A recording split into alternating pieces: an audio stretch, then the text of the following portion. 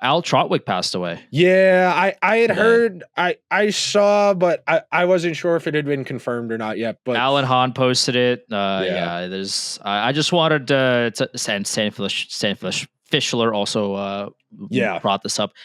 No, I hate to put a halt to the conversation, but like it is important that we highlight Al Trodwig, and hopefully he rests in peace and his family gets a lot of love and support, because Al has been a staple of New York sports for synonymous with New a York sports. very, very long He was decades, very he long time. he's so synonymous with sports in the greater New York area that he covered the Yankees when they were still on MSG Network and Yeah, covered hockey when it was on the USA Network. yeah. That's how long Al Trautwig was running the game. I mean, I vividly recall. I don't remember whose interview it was with Howie Rose, the voice of the Mets on the radio. Now he used to do the Islanders on TV, With but Joe Micheletti. yeah, Howie said something along the lines of, when I was trying to figure out who I wanted to be in TV, I turned to Al. I asked Al about what you do, how you kind of do the mechanics of the job. And then from there on out, anytime a young person would ask Howie Rose, who should I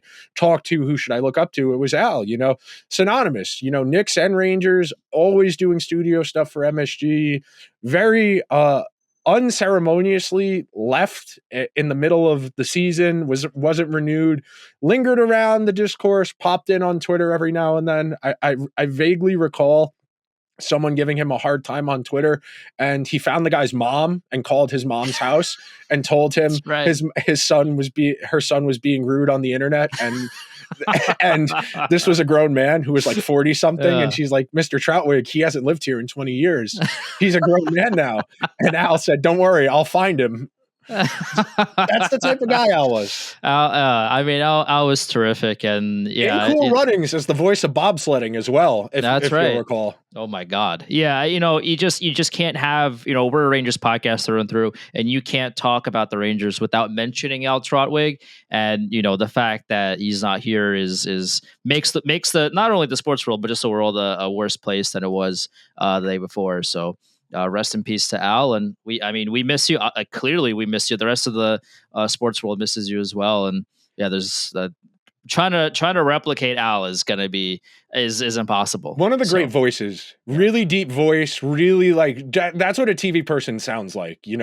I forget who it was. I want to say it was Mike Francesa was talking about it, where he's like, if there were guys he grew up with, he's like, they just started chain smoking cigarettes to try and get a deeper voice to be able to mimic the kind of tone register that guys like Al Trautwig had naturally. And that's an important part of that authoritative presence on TV, is being able to command a room and use your voice kind of almost as an instrument and hitting certain registers. And it's been weird. MSG Network has kind of tried to hodgepodge together whatever their coverage is going to be going forward. And very grateful that we're actually able to watch them legally on Optimum again after 50 some odd days. But yeah, one of the real presences, that I'll tell a quick Al story because it's on the subject. So after a game in October, I forget if it was 2017 or 2018, I got a beer and a slice from Rose's. I got back on the train because I was still in college on Long Island, and train was really crowded for some reason, even though it was the 10:42 going back out to Long Island. And so usually if the train gets crowded, people actually double up as opposed to spacing out. And I was looking out the window at my phone, and I looked to my left, and it's Al Trautwig sitting next to me with his backpack on his lap, his headphones on, and he pulls his phone out of his pocket. And it was during October, it was early in the year. He had a baseball game on. He was streaming one of the playoff games, and I wasn't being subtle. I was very much peeking over his shoulder, trying to watch the game that he was streaming on his phone.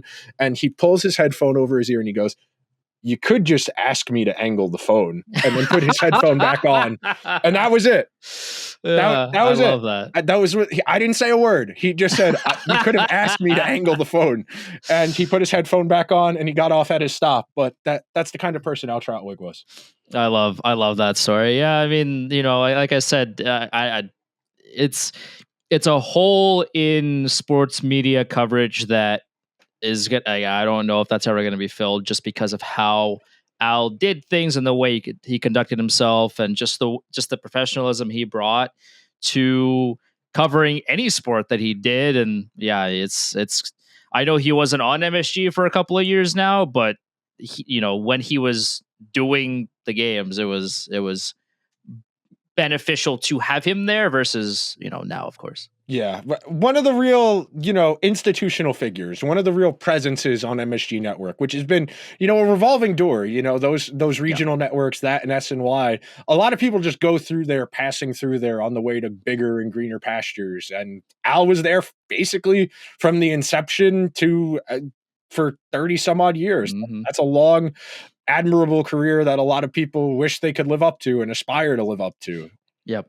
No, I would agree. It's a lot of people will take a regional job as a platform to jump to national, and guys like Al don't come around every so often. But he hung. Not only did he hang around, like he made it his own. And people that are in the tri-state area that have always listened to Al, like us and millions of others, cherished the things that he did and the things that he brought to the table. And yeah, it's going to be tough now without him. Rest in peace to Al Trautwig. Recipes.